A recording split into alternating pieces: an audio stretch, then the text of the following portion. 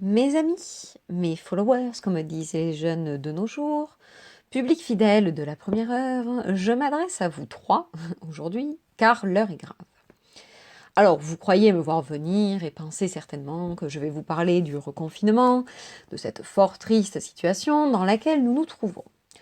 Au-delà du fait qu'une fois de plus le correcteur orthographique apprend un nouveau mot, reconfinement, car oui, celui-là, il ne le connaissait pas encore. Que de néologismes en cette année 2020. À noter qu'en correction, il suggère déconfinement. Bon, oui, celui-là, il l'a appris au mois de mai.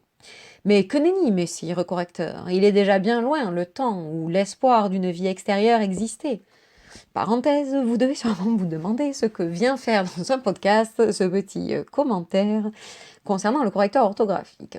Eh bien, Mémé, oui, c'est moi, a décidé de se professionnaliser pour vous, mon public fidèle, et donc réfléchit et écrit adamant ces petits podcasts. Voilà, bref, ou anyway, pour les polyglottes. Je disais donc que vous pensiez sûrement me voir venir comme un arbre au milieu de la route, pensant que j'allais parler reconfinement. Eh bien, au risque de vous surprendre, oui, c'est bien le premier objet de mes propos aujourd'hui. Évidemment, je dois préserver mon capital vieillesse, et pour cela, respecter mon quota de râlage quotidien. Et on parle des néologismes, voici un autre.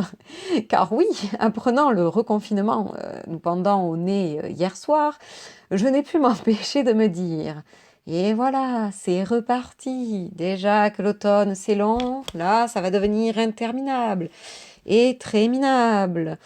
Ça c'est pour la rime.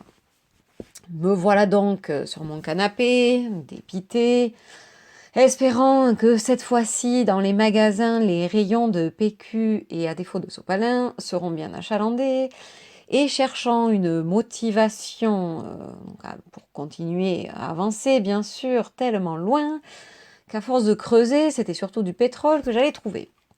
Mais j'ai par la suite réalisé ô combien il y avait plus grave dans cette situation.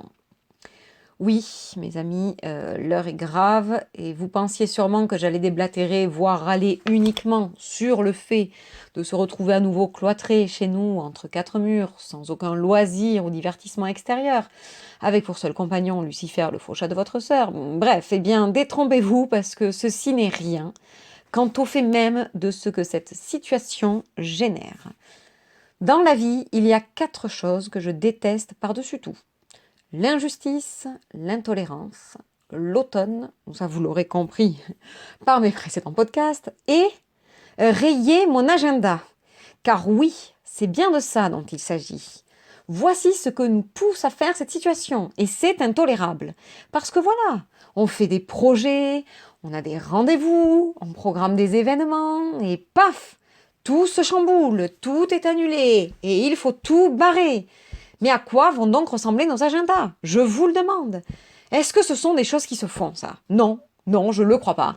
Ce n'est pas ce qu'on nous a inculqué depuis notre plus tendre enfance, en tout cas pas à moi, cher public. Voilà donc mon coup de gueule du jour. Oui, on peut appeler ça un coup de gueule d'ailleurs, et c'est l'objet en effet principal de ce podcast. Sachez que je ne compte pas en rester là. C'est tout à fait intolérable et je compte bien demander le remboursement de cet agenda qui m'avait été gracieusement fourni par Yves Rocher. Non mais entre les vides et les rayures, mais où va-t-on? Voilà, donc c'est ainsi que je vais clore ce premier podcast de l'ère du reconfinement. Alors oui, c'est pas officiel, mais bon, je pense qu'on y est, hein, on est dedans. Public, vous trois, followers, courage, luttons et exigeons une fourniture gratuite et généralisée d'agenda pour 2021. Sur ce, salutations et puis bon, quand même, bon après-midi.